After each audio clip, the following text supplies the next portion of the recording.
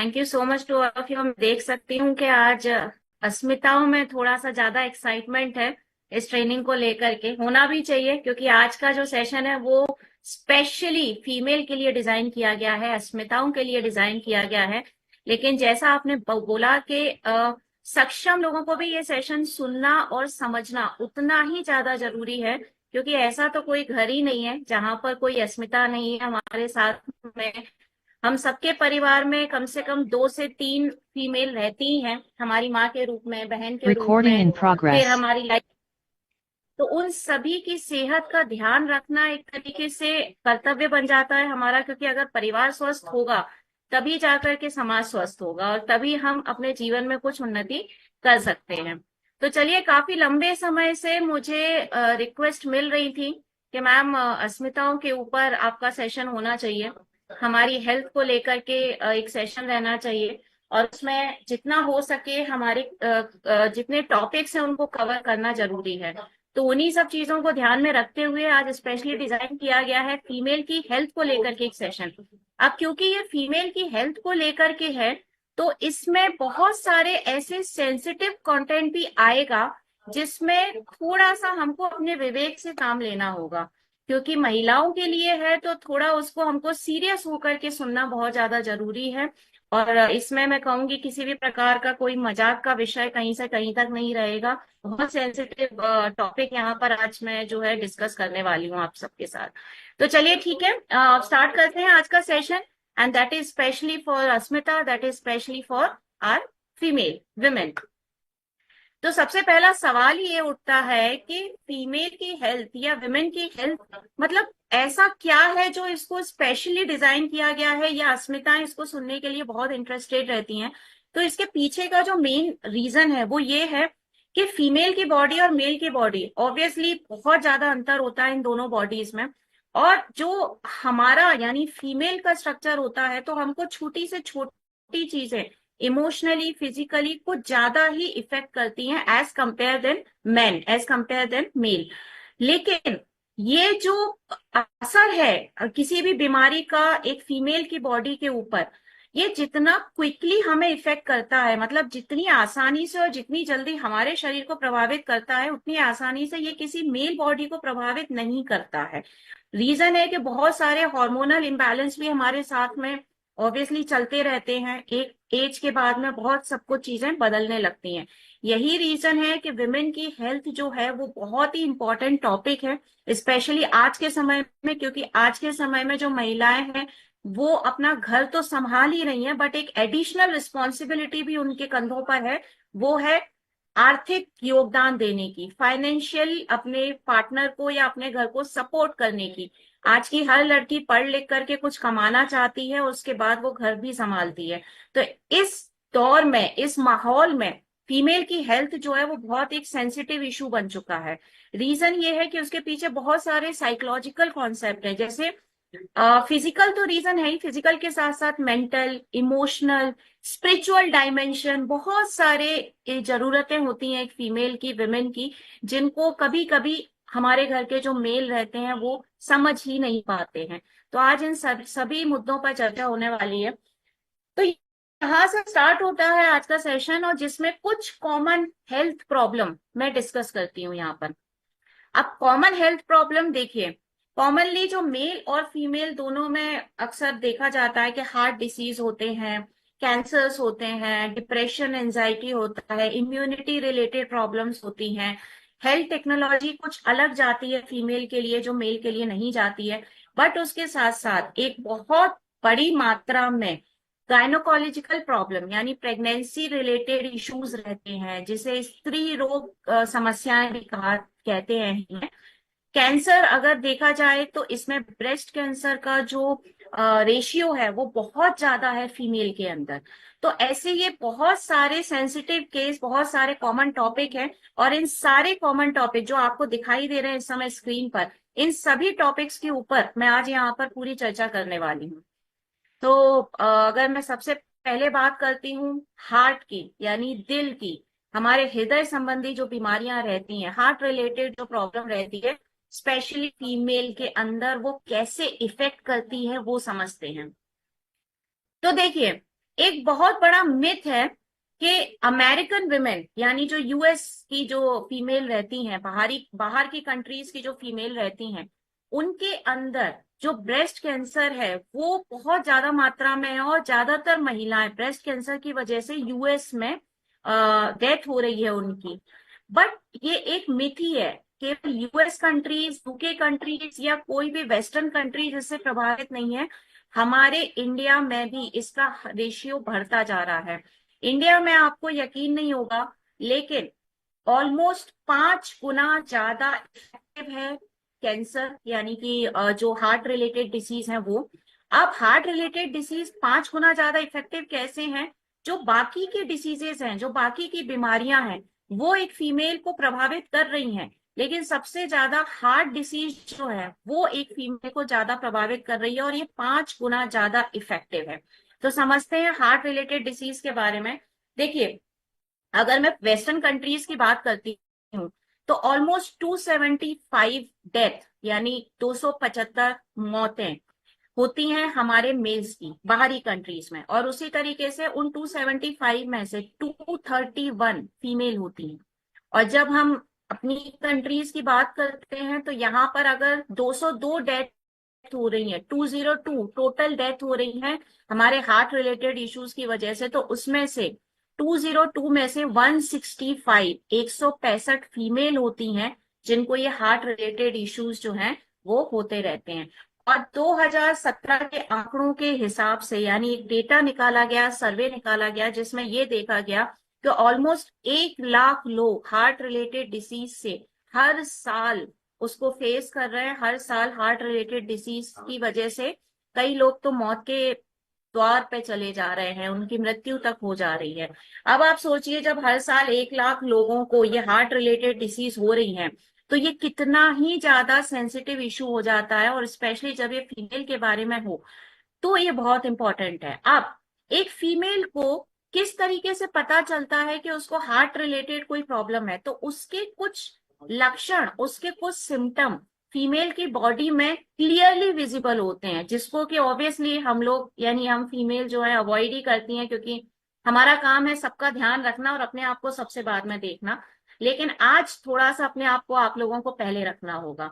अगर आप में हार्ट रिलेटेड डिसीज के कुछ सिम्टम नजर आ रहे हैं इनमें से, तो आज ही आप लोग बहुत ज्यादा उसके लिए एक्टिव हो जाइए, कंसर्न हो जाइए। जैसे जो आपकी जॉ लाइन है, यानी जो आपके चेहरे का ये वाला भाग होता है, उसके बाद जो नेक यानी गर्दन, चेस्ट पेन होता है, बैक पेन होता है, यानी कमर में दर्द है या चेस्ट पेन है या गर्दन में दर्द हो रहा है, या चेहरे में यहाँ नीचे की साइड आपको दर्द हो रहा है, तो ये एक बहुत बड़ा लक्षण हो सकता है कि आपके अंदर कोई हार्ट रिलेटेड डिसीज जो है वो धीरे धीरे पनप रही है, धीरे धीरे आना स्टार्ट हो रही है।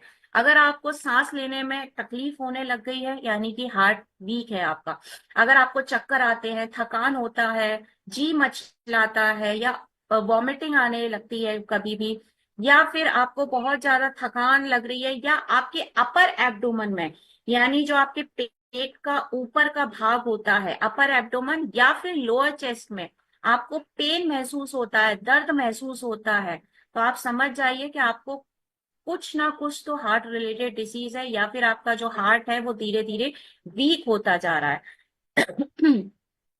तो अब ये जो हार्ट रिलेटेड डिसीज है, इससे किस तरीके से बचा जा सकता है? लक्षण तो आपने ऑलरेडी देख ही लिए, सिम्टम्स आपको मैंने ऑलरेडी बता दिए। अगर इन सिम्टम्स में से कोई भी सिम्टम आपकी बॉडी में आपको फील हो रहा है, तो इसके लिए देखिए, बहुत ही सिंपल सी चीजें होती हैं। थोड़ा सा आप क्या खा रहे हो उसके ऊपर ध्यान दीजिए। मैं हमेशा कहती हूँ कि ज्यादा स्पाइसी खाना कभी नहीं खाना चाहिए। हो सके जितना कम से कम आप लेस स्पाइसी खाना खाइए, हेल्दी डाइट रखिए, थोड़ा एक्सरसाइज पर ध्यान देना स्टार्ट करिए। तनाव में रहने की हम महिलाओं की बहुत पुरानी आदत है, बहुत पुरानी, और जब तक हम जीते हैं तब तक हम तनाव में ही रहते हैं, कभी परिवार का, कभी, क्योंकि हमारे परिवार भी बहुत सारे हैं, हमारा मायका है, हमारा ससुराल है, हमारा आस पड़ोस है, हमारा बहुत बड़ा परिवार होता है। तो ये इन सब चीजों की वजह से जो स्ट्रेस आता है ना आपके और हमारे यहाँ दिमाग में, उस स्ट्रेस को थोड़ा सा हल्का करिए, जितना हो सके अपनी जिंदगी को लाइट बनाना शुरू करिए। प्रोडक्ट्स के बारे में अगर मैं बात करूं, कि अगर हार्ट रिलेटेड कोई सिम्टम आपको नजर आ चुका है, अपनी बॉडी में, तो प्रोडक्ट कौन से आपको प्रिफर करने चाहिए जो हम आपको दे रहे हैं? तो उसमें न्यूट्री हार्ट तो ऑब्वियसली सबसे ऊपर होता है। न्यूट्री हार्ट में और हमारा जो ब्राह्मी और सिनेमोन वाला हर्बल टी है, इसके अंदर ऐसे इंग्रेडिएंट मिलाए गए हैं जैसे कि न्यूट्री हार्ट की अगर मैं बात करूं तो फ्लेक्स सीड और CoQ10 मिलाया गया है। ब्राह्मी और सिनेमोन तो आप जानते ही हैं कि इसके अंदर ब्राह्मी और सिनेमोन मिलाया गया है। ये हमारे कोलेस्ट्रॉल लेवल को चाहे वो LDL हो या HDL हो, दोनों को मेंटेन करते हैं। अब आप बोल रहे हैं कि कोलेस्ट्रॉल तक तो हम समझ सकते हैं, लेकिन ये LDL और HDL क्या होता है? LDL का मतलब होता है लो डेंसिटी लाइपोप्रोटीन, और HDL का मतलब होता है हाई डेंसिटी लाइपोप्रोटीन। ये दोनों ही लेवल को मेंटेन करने का काम करते हैं। उसके साथ साथ जो डी स्ट्रेस है, आप अच्छे से जानते हैं कि डी स्ट्रेस के अंदर ऐसे इंग्रेडिएंट हैं जो आपकी थकान को हटा के, आपके स्ट्रेस को पूरी तरीके से हटा के आपको आराम से चैन की नींद देते हैं। और हमारे हार्ट रिलेटेड इश्यूज जो रहते हैं वो ज्यादातर हमारे तनाव की वजह से होते हैं। तो उस तनाव को कम करने के लिए हमें इन 3 प्रोडक्ट को यूज करना चाहिए। चलिए अब अगले टॉपिक की तरफ बढ़ते हैं, जिसमें बहुत ही सेंसिटिव टॉपिक है, और ये है ब्रेस्ट कैंसर। ब्रेस्ट कैंसर जो कि मैं ये कहूंगी कैंसर का एक ऐसा भयानक रूप है जो महिलाओं को आज के समय में ना बहुत ही आसानी से हो रहा है। और ये बड़े दुख की बात है कि हमें समझ ही नहीं आता है कि हम कब इस ब्रेस्ट कैंसर का शिकार हो चुके हैं। लेकिन कुछ ऐसे लक्षण होते हैं जिसकी वजह से हमको समझ में आने लगता है कि शायद ये ब्रेस्ट कैंसर के लक्षण हो सकते हैं। इवन डॉक्टर भी रिकमेंड करते हैं कि अगर आपको ये सिम्टम्स दिखाई दे तो एकदम सारे काम छोड़ करके सबसे पहले हमसे आकर के संपर्क करिए। अब जैसे उन सिम्टम्स के अंदर क्या रहता है, ब्रेस्ट में स्वेलिंग या फिर टाइटनेस आने लग जाती है। आपको अपने शरीर पर जगह जगह छोटे छोटे निशान दिखाई देंगे, ब्लैक स्पॉट दिखाई देंगे।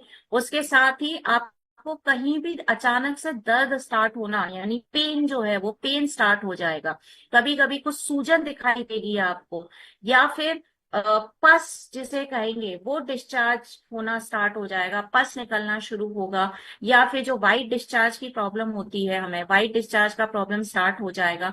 ब्रेस्ट का जो साइज है या शेप है वो अलग तरीके से कुछ दिखाई देगा, या तो एकदम से बढ़ जाएगा या कम हो जाएगा। ये कुछ ऐसे सिम्टम्स होते हैं जो ब्रेस्ट कैंसर के बहुत बड़े लक्षण होते हैं। और अगर इनमें से कुछ भी किसी भी फीमेल को, किसी भी मेरी अस्मिता को दिखाई दे रहा है ना, तो अभी से सजग हो जाइए, क्योंकि जो इसकी स्टेजेस होती हैं ना बहुत हार्मफुल होती हैं। ब्रेस्ट कैंसर की जो स्टेज 1 होती है, स्टेज 1 में तो आप अगर मतलब इनिशियल स्टेज में ही आप कंसर्न हो गए अपने इस चीज को लेकर के, तो आपका 100% रिकवरी आराम से हो जाता है। लेकिन अगर आप स्टेज 2 में चले गए हैं तो यही रिकवरी 93% हो जाता है, यानी 7% का जो है वो डर बना रहता है। अगर ये ब्रेस्ट कैंसर आपकी स्टेज 3 में चला गया है तो 72% तक जो है वो आपको बचा सकता है, लेकिन फिर भी डर रहता है। और स्टेज 4 में 22% तक, यानी कि आपके जो चांसेस बचने के जो चांसेस रहते हैं बहुत ही कम हो जाते हैं। तो जैसे जैसे इस कैंसर की जो स्टेज है, ब्रेस्ट कैंसर की जो स्टेज है वो बढ़ती जाएगी, वैसे वैसे आपके लिए रिकवर होना बहुत ज्यादा मुश्किल होता जाएगा। और आप लोग अच्छे से जानते हैं कि कैंसर किसी भी टाइप का हो, उसका जो इलाज होता है ना, उसका जिस तरीके की कीमोथेरेपीज और जिस तरीके का मेडिसिन मेडिसिन वो लोग देते हैं, इंजेक्शंस वो लोग देते हैं, ऑपरेशंस होते हैं, सर्जरीज होती हैं, वो इतना पेनफुल होता है प्लस इतना एक्सपेंसिव होता है कि this is not easy for everyone to afford that kind of prescription या दैट काइंड ऑफ मेडिकेशन। चलिए, तो आपके ब्रेस्ट कैंसर को रिड्यूस करने के, यानी उसके प्रभाव, या फिर मैं ये कहूँ कि उससे बचने के लिए हम क्या क्या कर सकते हैं। ऑब्वियसली मैं हमेशा कहती हूँ कि हेल्दी डाइट पर ध्यान देना है, बिल्कुल देना है। बट उसके साथ साथ आपको अपना वेट भी कंट्रोल करना है, क्योंकि अगर आपका वेट बढ़ता गया ना तो ये आपके कोलेस्ट्रॉल के लेवल को बढ़ाता जाता है, आपके हार्ट के ऊपर प्रेशर डालता जाता है। तो आपके वेट को आपको कंट्रोल करना बहुत ज्यादा जरूरी है। आजकल देखने में आ रहा है कि कुछ जो नई माएँ बनती हैं, मतलब जो न्यू बॉर्न बेबीज रहते हैं और उनकी जो नई मम्मियां रहती हैं, वो थोड़ा ब्रेस्ट फीडिंग से हिचकिचाती हैं, या फिर ये कहें कि वो करवाना ही नहीं चाहती हैं, क्योंकि उनको लगता है कि उनका बॉडी शेप जो है वो खराब होगा। तो ये बिल्कुल नहीं करना चाहिए, ये गलती ब्रेस्ट फीडिंग बिल्कुल अपने बेबी को कराना चाहिए, उससे आपके बहुत सारी चीजें जो है वो बाहर निकलती हैं। उसके बाद फिजिकली एक्टिव होना बहुत जरूरी है। ये जरूरी नहीं है कि प्रेगनेंसी है या फिर हमको किसी भी प्रकार की कोई समस्या हो रही है तो हम कंप्लीट बेड रेस्ट पर चले जाएं, बिल्कुल नहीं। फिजिकली एक्टिव होना बहुत ज्यादा जरूरी है। मिनिमम 100 स्टेप्स यानी कि 100 कदम एक दिन में आपको चलना बहुत जरूरी होता है। उसके साथ साथ रेडिएशन से थोड़ी दूरी बना करके रखिए। रेडिएशन मतलब जैसे सोते वक्त अपने फोन को, अपने अलार्म को या ऐसी कोई भी इलेक्ट्रिकल चीज आपके आसपास नहीं होनी चाहिए, उसे बहुत दूर रखिए। क्योंकि जब हम लोग सोते हैं, जब हम लोग रिलैक्स होते हैं, तब उसमें से इलेक्ट्रिक इंस्ट्रूमेंट में से जो वाइब्रेशंस निकलती हैं वो हमें बहुत ज्यादा प्रभावित करती हैं, स्पेशली महिलाओं को और बच्चों को। तो उनसे फोन को कोसों दूर रखना चाहिए। अगर पॉसिबल है तो दूसरे रूम में रखिए, अगर दूसरे रूम में नहीं रख सकते हैं, कुछ इंपॉर्टेंट कॉल्स आने का संभावना रहती है, तो अपने बेड से काफी दूर रखिए अपने फोन या अलार्म या फिर वॉच, स्पेशली डिजिटल वॉच। इन सब चीजों को बहुत दूर रखना चाहिए। तो ये थोड़े से कुछ कॉमन चीजें हैं जिससे आप ब्रेस्ट कैंसर से बच सकते हैं। अब हम आते हैं हमारे थर्ड टॉपिक की तरफ, जो है ओवेरियन कैंसर। ओवेरियन कैंसर यानी गर्भाशय का जो कैंसर होता है। जिस तरीके से ब्रेस्ट कैंसर बहुत एक खतरनाक चीज है, उसी तरीके से ओवेरियन कैंसर यानी कि गर्भाशय का कैंसर और भी बड़ी प्रॉब्लम है और भी बड़ा इशू है। अब ओवेरियन कैंसर के बारे में आपको कुछ मैं फैक्ट बताती हूँ जो काफी चौंकाने वाले हैं। उन फैक्ट में से एक फैक्ट ऐसा है कि ऑलमोस्ट 55 विमेन में से यानी कि 55 महिलाओं में से एक महिला को ये ओवेरियन कैंसर होने की जो संभावना है वो जीवन पर्यंत बनी रहती है। यानी आपको किसी भी उम्र में वो ओवेरियन कैंसर हो सकता है, गर्भाशय का कैंसर हो सकता है। इवन कई बार जो टेस्ट होते हैं डॉक्टर के, वो भी इजीली नहीं कैच कर पाते हैं कि आपको ओवेरियन कैंसर हुआ है, क्योंकि इसके जो सिम्टम्स होते हैं ना वो बहुत ही नॉर्मल सिम्टम होते हैं। अगर आपको ओवेरियन कैंसर होने वाला है तो आपको एब्डोमिनल स्वेलिंग दिखाई देगी, यानी कि आपको अपने पेट पर सूजन सी महसूस होने लग जाएगी। ब्लोटिंग होगी, यानी कुछ भी खाना खाएंगे तो एकदम से लगेगा पेट बाहर आ चुका है। उसके साथ साथ गैस का प्रॉब्लम, या फिर मैं कहूंगी वही बहुत ही हल्के फुल्के से सिम्टम्स दिखाई देंगे। जी मिचला रहा है, चक्कर से आ रहे हैं, ब्लैडर का प्रॉब्लम हो रहा है, थकान सी महसूस हो रही है, ये सारे रहते हैं आपके ओवेरियन कैंसर के फैक्ट। बट इसमें जो सबसे बड़ा एक सिम्टम होता है वो ये होता है कि आप जब भी कुछ खाएंगे ना तो आपको ब्लोटिंग होगी, यानी आपका पेट अचानक से बाहर आएगा, और उसके साथ साथ आपको गैस बनना शुरू होगी, आपके पेट में दर्द होना स्टार्ट हो जाएगा। तो अगर अक्सर आपके पेट में तकलीफ रहती है ना, तो मैं मेरी हर अस्मिता से ये रिक्वेस्ट करना चाहूंगी कि प्लीज एक बार डॉक्टर के पास जाएं, टेस्ट करवाएं। क्योंकि 55 में से हर एक महिला को जीवन के किसी भी उम्र में ओवेरियन कैंसर हो सकता है, इसको ना भूलें। अब ओवेरियन कैंसर के ये जो मैंने आपको लक्षण बताए हैं, इसमें एक और चीज मैं आपको बताती हूँ। जिस तरीके से आपको जब भी आप कुछ खाएंगे तो आपका पेट निकलेगा या गैस होने का प्रॉब्लम है ना, उसी तरीके से एक और लक्षण होता है, और वो लक्षण होता है कि आपकी भूख धीरे धीरे धीरे करके कम होना शुरू हो जाएगी। आपको ऐसा लगेगा आप थोड़ा सा भी खा रहे हैं तो आपका पूरा पेट भरा हुआ है, आप कुछ और खाने की आपको जरूरत नहीं है। तो ऐसे टाइम पर थोड़ा सा हमको सजग होने की बहुत ज्यादा जरूरत है। अब रिस्क किस किस को ये हो सकता है, क्या लगता है किस किस महिला के साथ ओवेरियन कैंसर का प्रॉब्लम हो सकता है? तो देखिए, जो 50+ हैं, यानी कि जो 50 साल से ज्यादा की उम्र की महिलाएं हैं, अस्मिताएं हैं, उनके साथ ये रिस्क बहुत ज्यादा बढ़ जाता है कि उनको ओवेरियन कैंसर हो जाए। अगर दूर दूर तक भी आपकी किसी फैमिली में किसी को ओवेरियन कैंसर हुआ है ना, तो हो सकता है वो डीएनए पास होते होते होते आपकी बॉडी में भी आया हो। तो ये बिल्कुल हो सकता है कि इस तरीके की परेशानी हो। मोटापा एक बहुत बड़ा रीजन रहता है। उसके साथ ही एंडोमेट्रियोसिस, जो यानी कि हमारी जब हम यूरिन के लिए जाते हैं तो वहां पर अगर कुछ प्रॉब्लम होती है तो ये इसका एक बहुत बड़ा रिस्क हो सकता है।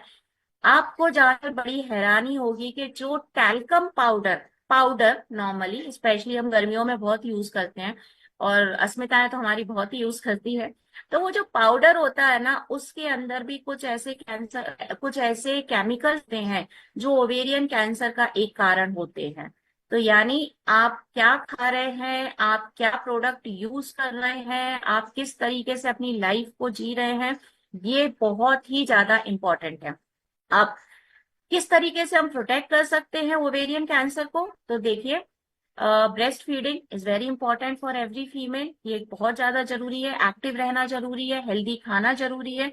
उसके साथ ही आईयूडी यानी इंट्रा यूट्रिन डिवाइस एक ऐसी डिवाइस है जो आपको डॉक्टर के परामर्श के साथ यूज करनी चाहिए अगर इसमें से आपको कोई भी सिम्टम नजर आ रहा है। तो अगर कोई गायनोकोलॉजिकल सर्जरी आपकी चल रही है, यानी स्त्री रोग विशेषज्ञ के पास आप जा रहे हैं अपनी किसी स्पेशल फीमेल रिलेटेड प्रॉब्लम को लेकर के, तो उसमें ना थोड़े से प्रिवेंटिव हो जाइए, उसमें थोड़ा सा सजग हो जाइए, क्योंकि कई बार ऐसा भी होता है कि डॉक्टर्स का भी ध्यान नहीं रहता है और वो आपकी एक प्रॉब्लम को सही करने के चक्कर में आपको इतने बड़े खतरे के सामने ला करके खड़ा कर देते हैं। हमारा जो चाइल्ड बियरिंग स्टेटस है ओवेरियन कैंसर के मामले में, जब कोई भी फीमेल कंसीव करती है यानी प्रेग्नेंट होती है, वो समय उसके लिए बहुत ही नाजुक समय होता है, क्योंकि उस समय पर ओवेरियन कैंसर की जो संभावनाएं हैं वो बहुत ज्यादा बढ़ जाती हैं। तो इसीलिए अगर ओवेरियन कैंसर को थोड़ा दूर रखना है, ऑब्वियसली प्रोटीन पाउडर सारी मर्ज की एक दवा है, हम सभी अच्छी तरीके से जानते हैं। प्रोटीन पाउडर के साथ ही इजी डिटॉक्स की एक टैबलेट जिसमें आंवला और सेना मिला हुआ है, लंच और डिनर करने के बाद एक एक टैबलेट आप ले सकते हैं इसको। उसके साथ न्यूट्री लीवर लेना बहुत जरूरी है, क्योंकि न्यूट्री लीवर से आपके लीवर फाइनली हेल्दी रहेगा, तो ओवेरियन कैंसर से आपको थोड़ा सा दूरी बना करके रखेंगे। और ये जितने भी प्रोडक्ट्स आपको दिखाई दे रहे हैं ना, इनको लेना तब मत स्टार्ट करिए जब आपको डॉक्टर, भगवान ना करे लेकिन इस प्रकार की खबर दे दे, बल्कि अगर इन जो सिम्टम्स मैं आपको बताती हूँ वो लक्षण आपको अगर महसूस हो रहे हैं ना, तभी आप इन्हें एज अ प्रिकॉशन लेना स्टार्ट कर दीजिए। अब आते हैं हमारी गायनोकोलॉजिकल प्रॉब्लम पे, यानी कि जो स्त्री रोग विशेषज्ञ बताते हैं जिन परेशानियों को, उसके ऊपर आते हैं। यानी स्त्रियों से रिलेटेड बहुत ही ज्यादा सेंसिटिव इश्यूज जो सिर्फ और सिर्फ किसी महिला के साथ ही हो सकते हैं। जैसे आपका जो मंथली साइकिल चलता है, हर मंथ का जो आपका साइकिल रहता है, उस साइकिल का ऊपर नीचे हो जाना, यानी टाइम पर ना आना या टाइम के बाद आना या टाइम के पहले आ जाना, जैसे पीसीओडी पीसीओएस के नाम से जाना जाता है। कई महिलाओं को इस समय पर बहुत ज्यादा हैवी ब्लीडिंग होती है, या कई महिलाओं को बहुत ही रुक रुक करके ब्लीडिंग होती है। बहुत ही मतलब वो परेशान हो जाती है कि हमारा जो साइकिल है व्यवस्थित क्यों नहीं है, ठीक तरीके से क्यों नहीं चल रहा है। अगर ऐसा कुछ प्रॉब्लम दिख रहा है आपको, तुरंत गायनोकोलॉजिस्ट से संपर्क करें। उसके अलावा जो वेजाइनल इन्फेक्शन रहता है, वो भी गायनोकोलॉजिकल एक प्रॉब्लम है। उसके साथ फाइब्रॉइड्स का इशू बहुत ज्यादा बढ़ जाता है, और फाइब्रॉइड्स के इशू के साथ साथ ओवेरियन कैंसर की जो संभावना है वो भी बहुत ज्यादा आपकी बढ़ती जाती है। अब इस तरीके की अगर कोई समस्या है, ये जितनी भी प्रॉब्लम मैंने आपको बताई कि मंथली साइकिल का प्रॉब्लम हो रहा है, पीसीओएस पीसीओडी का प्रॉब्लम हो रहा है, हैवी ब्लीडिंग या लो ब्लीडिंग का प्रॉब्लम हो रहा है, या फिर आपको ओवेरियन कैंसर के कुछ लक्षण दिखाई दे रहे हैं, तो इन सभी लक्षणों के ऊपर थोड़ा सा ज्यादा ध्यान देना पड़ेगा हम लोगों को, क्योंकि ऑलमोस्ट 53% फीमेल जो है वो एनीमिक है, यानी उनके अंदर खून की कमी है। और इसका जो एज क्राइटेरिया है ना, वो 15 साल से लेके 50 साल के बीच का ही है। अभी 15 से 50 के बीच में हमारे घर की हर बच्ची, हर महिला, सब लोग कवर हो जाते हैं। तो इसका मतलब ये हमारे घर में अगर 4 फीमेल है ना, तो उन चारों फीमेल के लिए हमको थोड़ा ज्यादा कंसर्न होना पड़ेगा। अब ये जो एनीमिया मैंने आपको बताया, खून की कमी, ये मेल से ज्यादा फीमेल में बहुत स्पीड से बढ़ता है, 2 गुना ज्यादा रहता है इनके अंदर। उसके साथ साथ बोन लॉस यानी कि कैल्शियम की कमी होते जाना, डिहाइड्रोटेनिया होना, या मेनोर्जिया देना, या माल न्यूट्रिशन होना, ये कुछ ऐसे लक्षण हैं जिनसे अक्सर हर फीमेल जो है वो हर समय सफर करती रहती है, किसी भी एज में हो, इनमें से कुछ ना कुछ तो उसके साथ प्रॉब्लम बनी ही रहती है। अब इसके लिए क्या करना चाहिए, तो अगर इस प्रकार की कोई स्त्री रोग समस्या आपके साथ में आपको दिखाई दे रही है, सबसे पहले हाइजीन कंट्रोल करना सीखिए। हाइजीन वैसे तो मैं बिल्कुल कहूंगी कि महिलाएं हाइजीन के मामले में बहुत ऊपर होती हैं, लेकिन फिर भी हम खाने पीने के जो हमारे मामले रहते हैं वो बहुत ही डामाडोल रहते हैं। तो साफ पानी पीजिए, सीजनल फ्रूट और वेजिटेबल्स खाइए, लेकिन पूरी तरीके से अच्छे से साफ करने के बाद, धोने के बाद, क्योंकि हाइजीन बहुत ज्यादा इंपॉर्टेंट रहती है। आपको भी नहीं पता होता कब कौन सा बैक्टीरिया या वायरस आपके शरीर के अंदर चला गया और इस तरीके की परेशानियां आपको होने लगी। ज्यादा से ज्यादा मात्रा में पानी पीजिए, और जितना भी हो सके ना, कैल्शियम, जिंक, आयरन, फाइबर, इससे रिलेटेड फूड और फ्रूट खाइए। मैं अपने हर सेशन में यही बताती हूँ कि आपको किस तरीके का भोजन खाना जरूरी होता है, क्योंकि 75% आपकी हेल्थ उससे बनती है या स्किन उससे बनती है जो आप खा रहे हैं। तो अगर मैं फीमेल की बात करती हूँ तो फीमेल को प्रोटीन से ज्यादा कैल्शियम, जिंक, आयरन, इन सारे इंग्रेडिएंट्स की जरूरत रहती है। अब अगर महिलाओं से रिलेटेड ये पीसीओएस, पीसीओसी, या फिर आपका एनीमिया, ओवेरियन कैंसर, इस तरीके के कोई भी सिम्टम्स आपको दिख रहे हैं, आप फीमेल वाला जो प्रोटीन पाउडर है हमारा नेचुरामोर फॉर विमेन, वो तो आप बिल्कुल जानते ही हैं अच्छे तरीके से कि लेना ही है सुबह नाश्ते के वक्त दूध या पानी में मिला के, बट कुछ मसाला या कुछ भी शक्कर वगैरह उसमें मिक्स नहीं करनी। बट हमारे पास में दो नए वेरिएंट भी आए हैं प्रोटीन पाउडर के। एक आया है ओरिजिनल और दूसरा आया है एक्टिव। यहाँ पे मैं ओरिजिनल रिकमेंड करूंगी उन सभी फीमेल के लिए जिनको ये लक्षण दिखाई दे रहे हैं। उसके पीछे का रीजन ये है कि हमारा जो ओरिजिनल प्रोटीन पाउडर इस बार हमने लॉन्च किया है, वो हमने मेल फीमेल वैसे तो दोनों के लिए किया है, लेकिन स्पेशली ओरिजिनल उन लोगों के लिए इफेक्टिव है जिनको कोई भी डेयरी प्रोडक्ट से किसी भी प्रकार की एलर्जी नहीं है। डेयरी प्रोडक्ट यानी कि दूध, दही, छाछ, जिससे किसी प्रकार की कोई एलर्जी नहीं है। पर ज्यादातर फीमेल को देखा जाता है कि उनको जितना भी दूध, स्पेशली दूध से फीमेल को एलर्जी रहती है, और लैक्टोज इंटॉलरेंस का प्रॉब्लम रहता है, यानी उनको डाइजेस्ट नहीं होता है। तो अगर इस प्रकार की कोई प्रॉब्लम है तो आप जो ओरिजिनल हमारा नेचुरल का प्रोटीन पाउडर आया है, आप उसको यूज कर सकते हैं। यूज करने का तरीका सेम ही है आपका, कि सुबह नाश्ते के वक्त आपको दूध या पानी में उसको मिक्स करके पीना है। 50% प्रोटीन तो इसमें है ही, 24 टाइप के माइक्रो न्यूट्रिएंट्स हैं, उसके साथ साथ एलोवेरा, ओमेगा 3, डीएचए और हर प्रकार का विटामिन है, यानी vitamin B6, vitamin B12, zinc, iron, calcium, सभी ऐसी चीजें, इंग्रेडिएंट इसके अंदर हमने दिए हैं जो कि फीमेल रिलेटेड हर प्रॉब्लम को जड़ से खत्म करेगा। और उसके साथ ही विमेन वेलनेस के कैप्सूल, जो आपको लंच और डिनर करने के बाद एक एक नॉर्मल पानी के साथ लेना है। चलिए, अब आगे बढ़ते हैं एक ऐसे टॉपिक की तरफ जो फिजिकल तो नहीं है, लेकिन इतना ज्यादा इफेक्टिव है हमारे जीवन के ऊपर, कहूंगी मैं, कि इससे ही रिलेटेड कई प्रकार की समस्याएं हम लोग अक्सर फेस करते हैं, जिसका नाम है एंजाइटी एंड डिप्रेशन। यानी इन दोनों में बहुत बड़ा अंतर होता है, ये दोनों अलग अलग इश्यूज हैं। इन दोनों इश्यूज को मैं पहले डिफाइन करूंगी, बट उससे पहले मैं आपको बताऊंगी कि अगर डिप्रेशन, जिसे हम हिंदी में कहते हैं अवसाद, आपको यकीन नहीं होगा, लेकिन ऑलमोस्ट अगर मैं मेन की बात करूं, मेल पुरुषों की बात करूं, तो पुरुषों में से 10 में से एक पुरुष को ये डिप्रेशन का प्रॉब्लम होता है। लेकिन अगर मैं फीमेल की बात करती हूँ ना, तो 4 में से एक फीमेल को डिप्रेशन का प्रॉब्लम होता है। तो आप रेशियो देख सकते हैं कि कहाँ पुरुषों में वो 10 में से एक को होगा, लेकिन कहाँ महिलाओं में वो 4 में से एक फीमेल को डिप्रेशन जो है होने का प्रॉब्लम रहता है। रीजन है, जैसा मैंने आपको बताया भी था, कि मैं डिप्रेशन और एंजाइटी इन दोनों को अलग अलग समझाना चाह रही हूँ, ये दोनों एक इशू नहीं है। जैसे एंजाइटी की अगर मैं बात करती हूँ, यानी कि जिसे कहते हैं चिंता।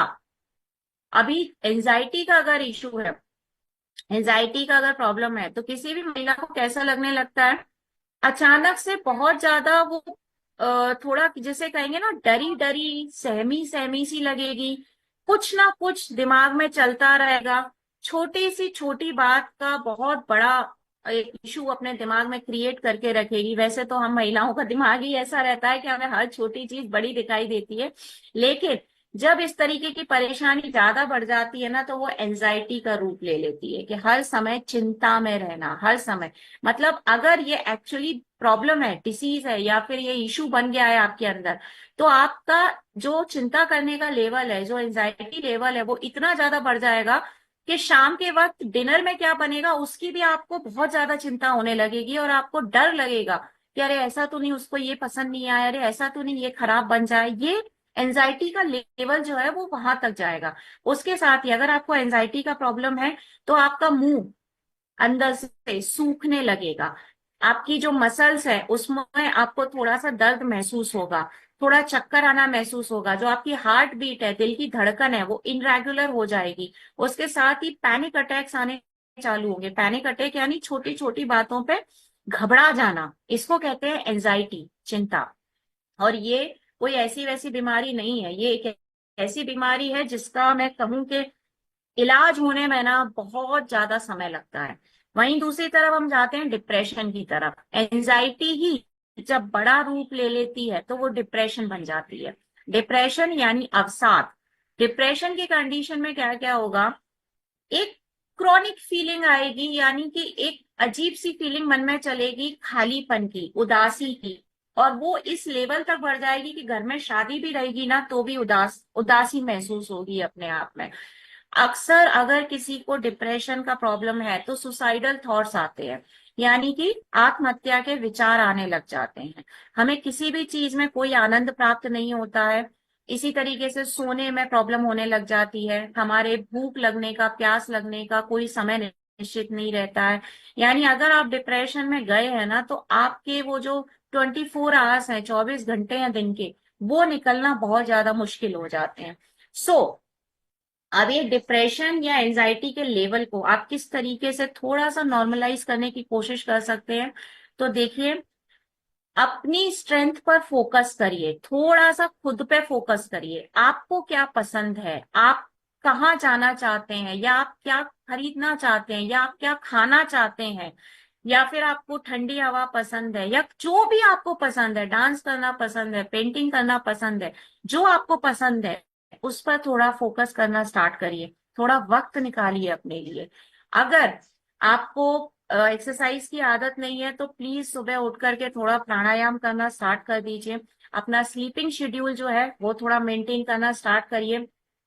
कोशिश करिए सोशल होने की, क्योंकि अगर आप डिप्रेशन में हैं या एंजाइटी में हैं, तो सबसे पहला इसका सिम्टम है कि आप लोगों से भागने लगते हैं। अगर इस तरीके की परेशानी किसी भी अस्मिता को महसूस हो रही है ना, अपने आप से लड़ना पड़ेगा और थोड़ा सोशल होना पड़ेगा। हमारा मन नहीं करेगा, बट फिर भी हमें सोशल होना पड़ेगा। थोड़ा अपना नेबर्स के साथ में, आस पड़ोसियों के साथ, अपने रिलेटिव्स के साथ में थोड़ा सा गेट टुगेदर करिए। बट अगर आपको तब भी राहत नहीं मिल रही है इस डिप्रेशन और एंजाइटी के प्रॉब्लम से, तो फिर मैं बिल्कुल कहूंगी कि किसी डॉक्टर के पास जाइए। उनका प्रॉपर मेडिकेशन जो रहता है प्रिस्क्राइब्ड, उसको फॉलो करिए। क्योंकि अगर छोटी छोटी चीजों से आपको राहत महसूस नहीं हो रही है ना, तो आपको फिर दवाइयों का ही सहारा लेना पड़ेगा।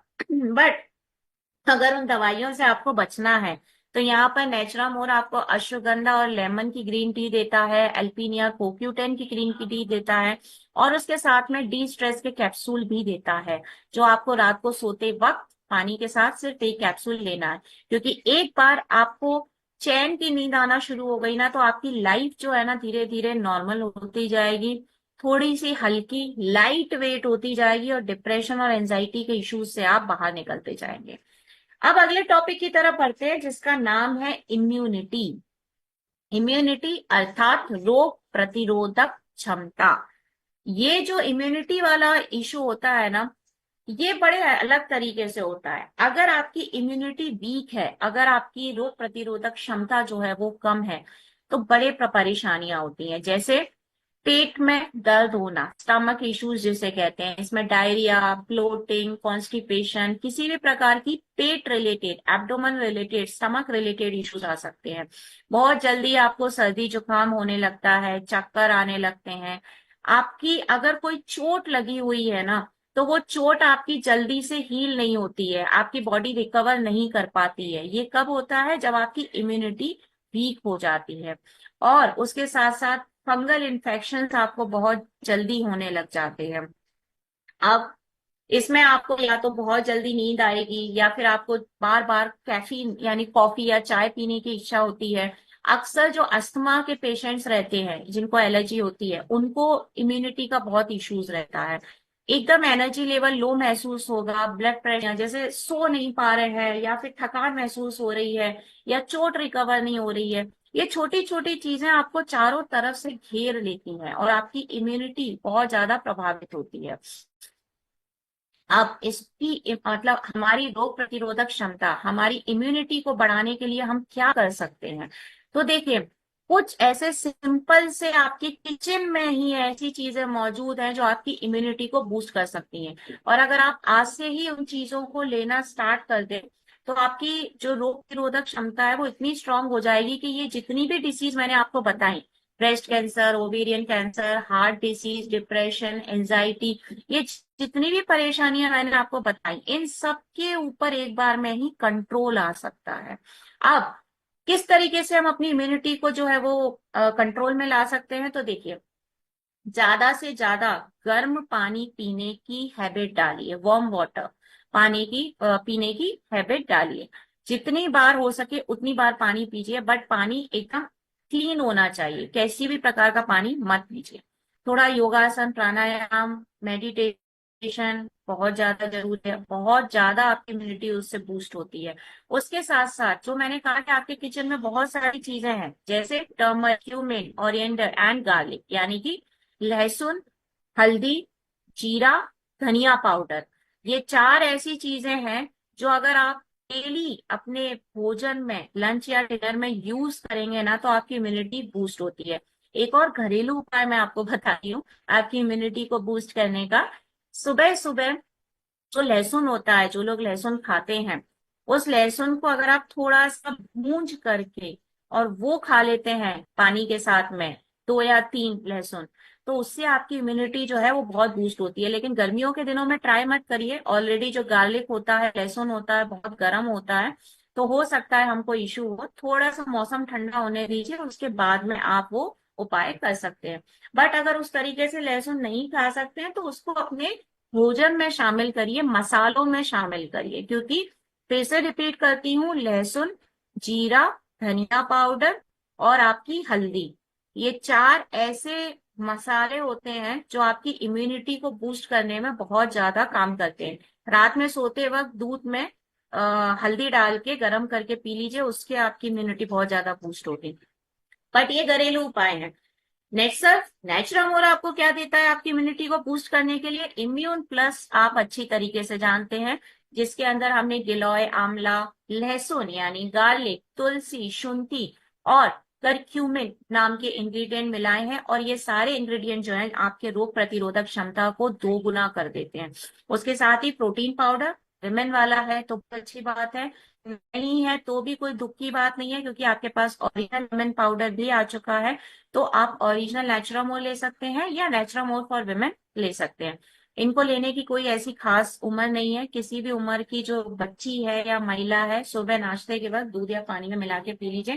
केवल ये 2 प्रोडक्ट ऐसे हैं, यानी प्रोटीन पाउडर और इम्यून प्लस, जो आपकी इम्यूनिटी को एकदम 2 से 3 गुना बढ़ा देते हैं। तो आप बाकी की सारी डिसीज, बाकी के सारे इश्यूज से ऑटोमेटिकली बाहर रहने वाले हैं।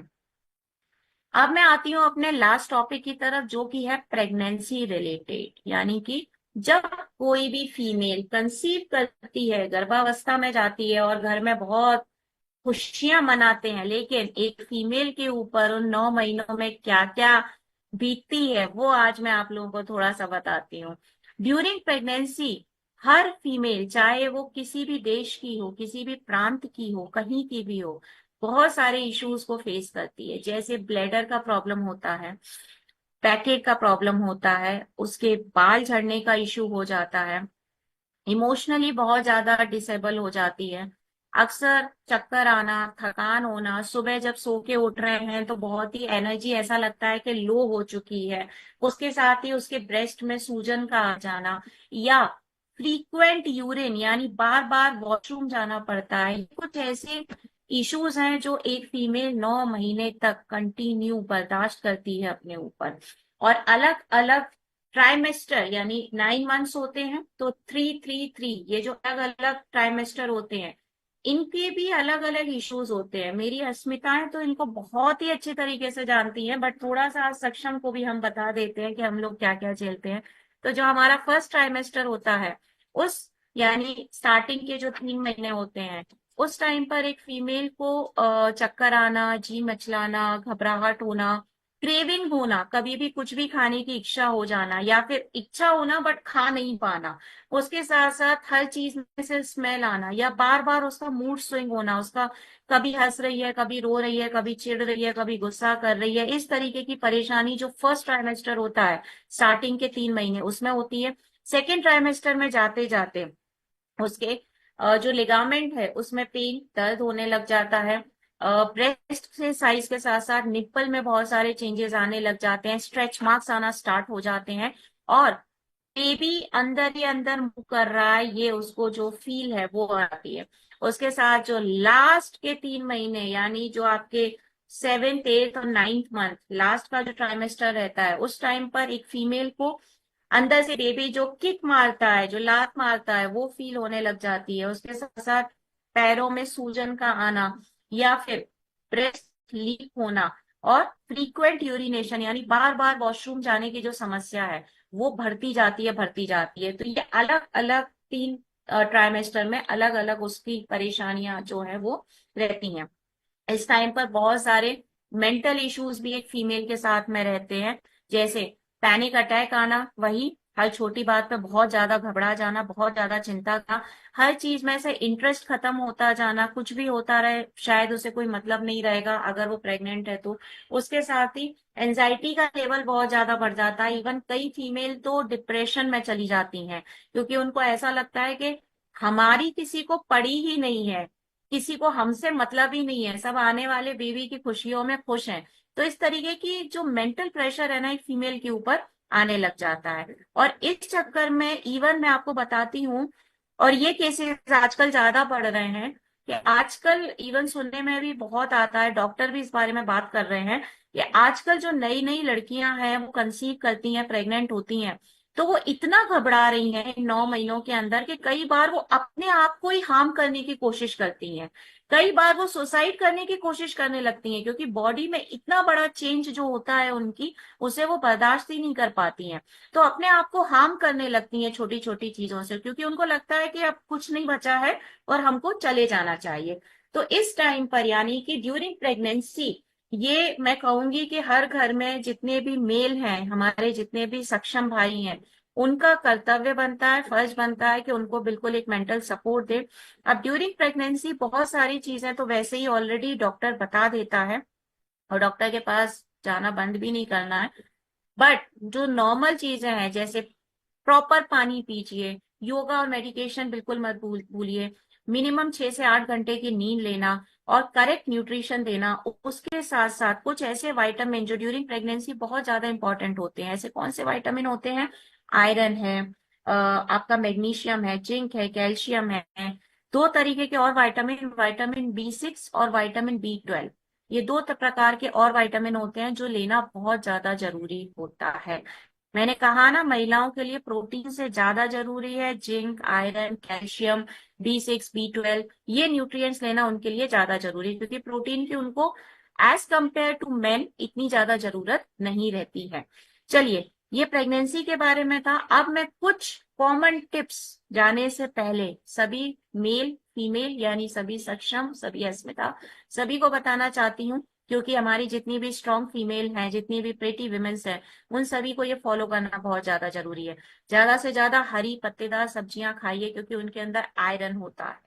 अगर पॉसिबल है तो दूध पीना स्टार्ट कीजिए, कैल्शियम की बहुत ज्यादा जरूरत होती है।